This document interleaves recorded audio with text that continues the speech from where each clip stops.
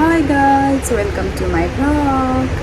आज चाहिँ मेरो रुमको हालत तपाईँहरू देख्न सक्नुहुन्छ। आज मेरो रुमको हालत चाहिँ एकदम खराब छ, यस्तो कन्डिसन छ। सो आज चाहिँ म मेरो रुम सफा गरेको भिडियो हाल्नेछु।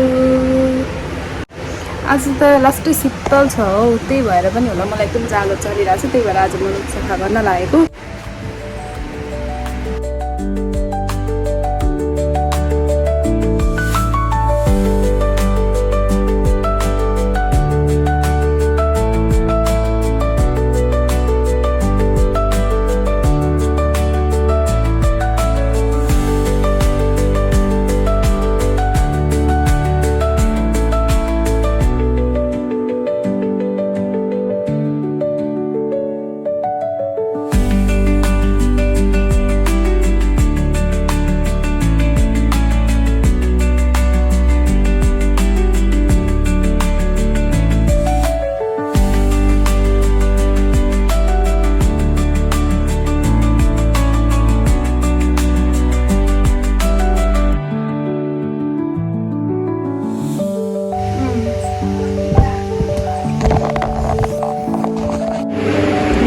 मैले चाहिँ मेरो रुम सफा गरिसकेको छु। फाइनली मेरो रुम चाहिँ मैले सफा गरिसकेँ। गाइस गर्मीले ओ माई गॉड गाइस आज चाहिँ यस्तो दामी भ्यू छ, यस्तो दामी भ्यू छ। माथि छतमा फोटो खिच्नु हो भने त आज खतरा आउँछ है।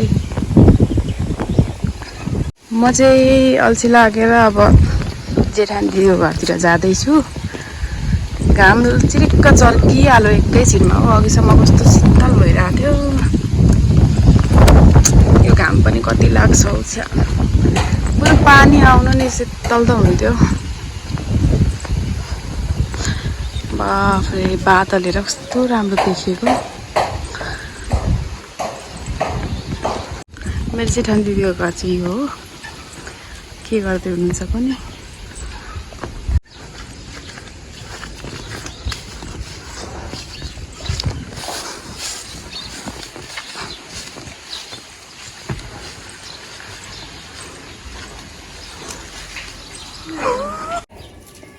भाइ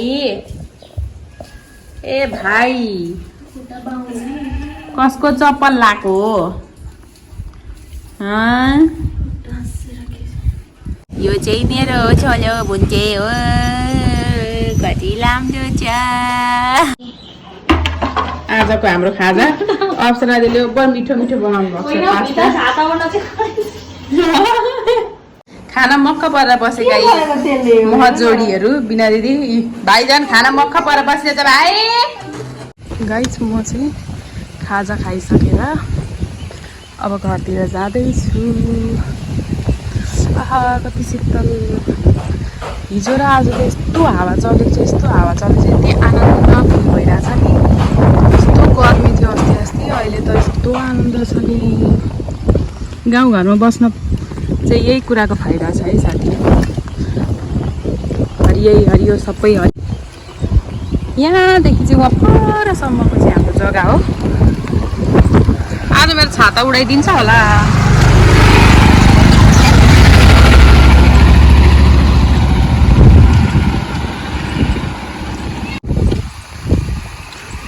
हाम्रो घर चाहिँ यहाँ छ। बास गाडीले छेकेको छ।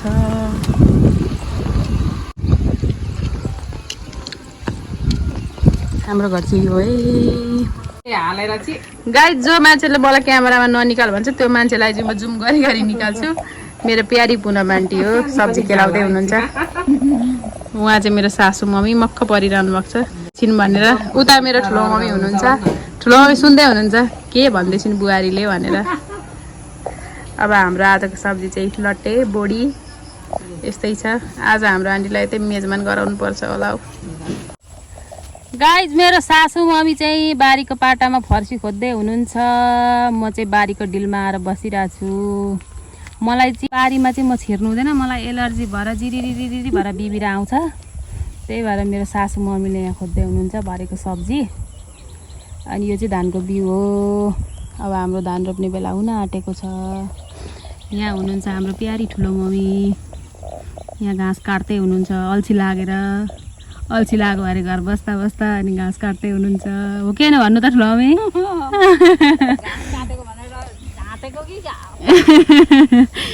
आयो